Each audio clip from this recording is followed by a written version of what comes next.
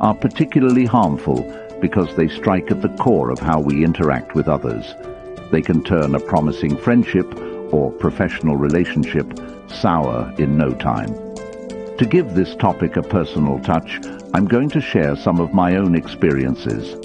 Trust me, I've made plenty of mistakes along the way, and I've learned a lot from them. These stories are a bit raw and honest, but I believe sharing them will help us all grow. By recognizing and overcoming these habits, we can start living a life full of dignity and respect. We'll be drawing on the teachings of Stoicism, an ancient philosophy that offers timeless advice for living a virtuous and fulfilling life. Stoicism is about more than just enduring hardships with a stiff upper lip. It's about cultivating inner peace, integrity, and resilience. So, grab a cup of coffee, sit back, and let's dive in. Ready? Let's get into it. Habit number 1. Gossiping. Let's get real about gossiping. It's one of those habits that almost everyone indulges in, but no one wants to admit to. I used to be a huge gossip, and it took a lot of painful lessons to realize just how damaging it was. When I was in college, gossiping was practically a sport. My friends and I would sit around for hours, dissecting every little detail of other people's lives. At first, it felt harmless, even fun. It made us feel connected, like we were in on some exclusive secret. But the truth is, gossiping is a toxic habit that can destroy trust and respect. Here's a story I'm not proud of. There was this girl in our group. Let's call her Emily. She was a bit different, quirky, introverted, didn't always fit in. One day I found out she had a crush on a guy who was, let's say, way out of her league. Instead of keeping that information to myself, I shared it with my friends. We laughed about it, and the story spread like wildfire. It wasn't long before Emily found out what we'd been saying. The look on her face when she realized that her personal feelings had become a joke was heartbreaking. She stopped coming around, and eventually she left the group entirely. At the time, I brushed it off, but deep down, I knew I'd crossed a line. The Stoics, like Epictetus, teach us to focus on our own character and not meddle in the affairs of others. When you gossip, you're not only wasting time, but also poisoning the well of trust.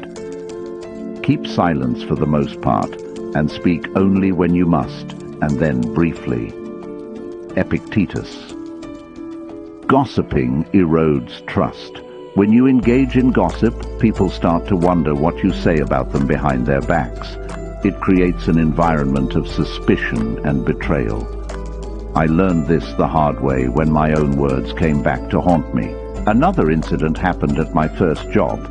I had a co-worker, let's call him John, who was incredibly diligent, but a bit of a loner. One day, I found out through the grapevine that John had a pretty serious health issue. Instead of respecting his privacy, I told a few colleagues, thinking it would make for an interesting conversation. John found out, of course. He confronted me, not angrily, but with a look of deep hurt and disappointment. He told me that he trusted me with that information, thinking I would be discreet. From that day on, our working relationship was never the same. I had lost his respect and trust, and it was entirely my fault. This experience taught me a critical lesson. Respect other people's privacy.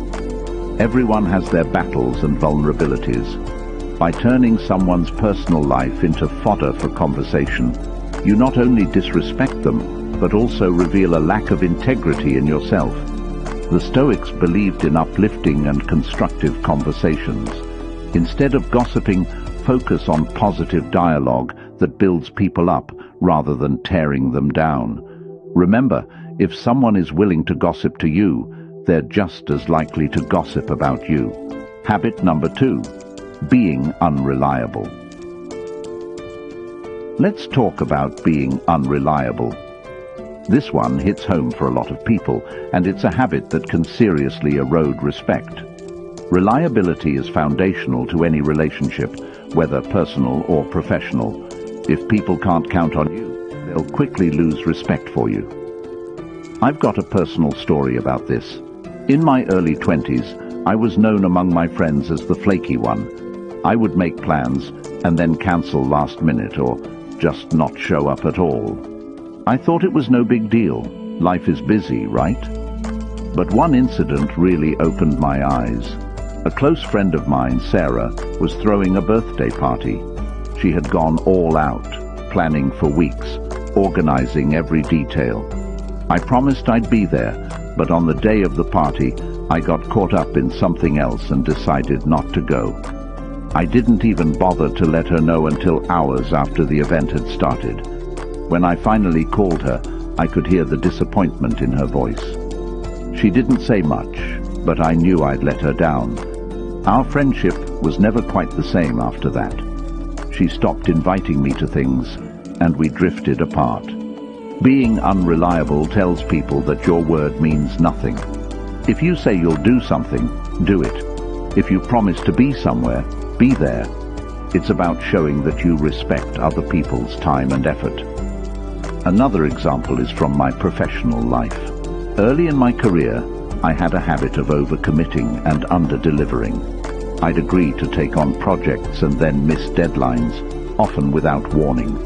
I thought my charm and excuses would smooth things over. But my boss wasn't amused. During a performance review, she laid it out bluntly. Your work is good when you do it, but your lack of reliability is a problem. People don't know if they can count on you. It was a harsh wake-up call. Reliability isn't just about showing up. It's about consistency and integrity. When you commit to something, you're putting your reputation on the line. Every time you flake out, you chip away at the trust others have in you. So, how do we fix this? First, be honest with yourself about what you can and can't do. Don't overcommit. If you make a promise, keep it. Communicate proactively if something comes up and you can't follow through. Show that you value other people's time as much as your own. By being reliable, you earn the respect and trust of those around you. It's a simple but powerful way to strengthen your relationships and build a solid reputation. Habit number 3, interrupting others. This one is controversial because so many people do it without even realizing it. But let's be real, constantly interrupting others is a huge sign of disrespect. It says, what I have to say is more important than what you're saying. It's a habit that not only frustrates people, but also makes them feel undervalued and unheard. I used to be a chronic interrupter. I thought it showed enthusiasm and intelligence, but in reality, it showed a lack of respect and patience. Here's a personal story that drove this point home for me. In one of my early jobs, I was part of a team that had weekly brainstorming sessions. I was eager to impress, so I'd constantly jump in with my ideas, often cutting people off mid-sentence. I thought I was being proactive, but my co-workers saw it differently. One day, during a particularly intense meeting, my manager stopped the discussion and addressed me directly. You need to let people finish their thoughts, she said bluntly. You're not listening. You're just waiting for your turn to speak. I was embarrassed, but it didn't end there. After the meeting, a colleague pulled me aside and said, "Do you even realize how dismissive you come across? It's like you think your ideas are the only ones that matter." That hit me hard. I didn't see myself as dismissive, but clearly, that's how I was perceived. Interrupting others is more than just rude. It shows a lack of self-control and respect. The Stoics valued listening and understanding over speaking. Seneca advises us to be patient and considerate in our conversations. I remember another incident vividly. I was out with friends at a bar, and one friend was sharing a deeply personal story about his struggles with anxiety. Halfway through, I jumped in with my own experience, thinking it would help him feel understood. Instead, he looked at me and said, "Can I finish?" The mood shifted instantly. What I thought was empathy came across as hijacking his moment. That night I realized something crucial. Listening is more than just hearing words. It's about being present and allowing others to express themselves fully. By interrupting, I was undermining that process, making it about me rather than them. To break this habit, practice active listening. When someone is speaking, really listen. Don't just wait for your turn to talk. Give them the space to express their thoughts completely before you respond. It's a simple but powerful way to show respect and build stronger connections. Remember, interrupting signals that you think your words are more important than theirs. It's about valuing others' contributions and fostering an environment of mutual respect. The next time you're in a conversation, challenge yourself to truly listen. You might be surprised at how much more you learn and how much more respect you earn. Habit number 4, complaining. Complaining is a habit that's not only annoying, but also deeply corrosive. It's one thing to vent occasionally, but constant complaining can turn you into a negative force that people want to avoid. This habit can drain your energy and the energy of those around you, leading to lost respect and damaged relationships. I used to be a chronic complainer. I thought it was a way to bond with people, to find common ground over shared grievances. But it didn't take long for me to realize how destructive this habit was.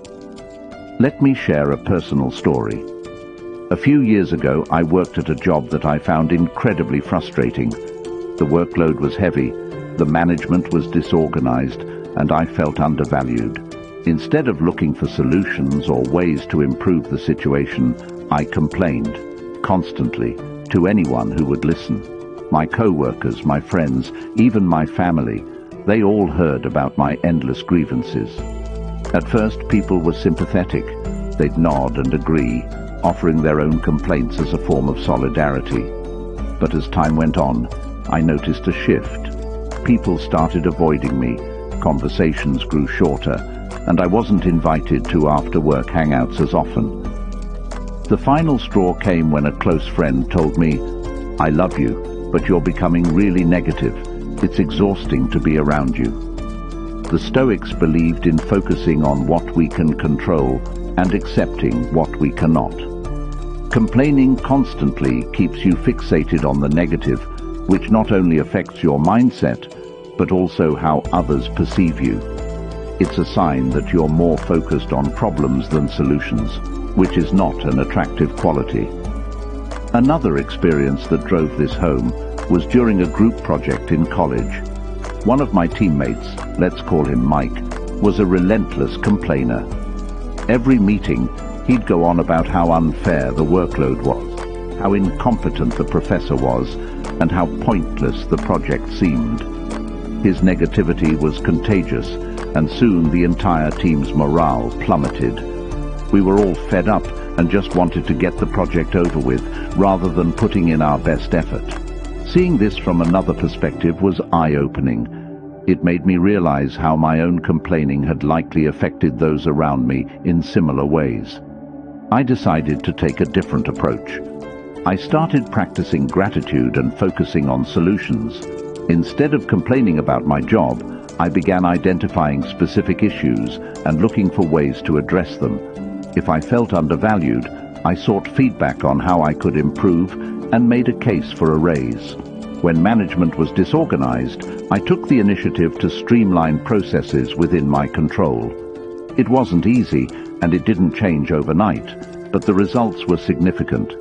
People noticed my shift in attitude, my relationships improved, and I started earning back the respect I'd lost. I became someone people wanted to work with and be around, rather than someone they avoided. Thank you for watching.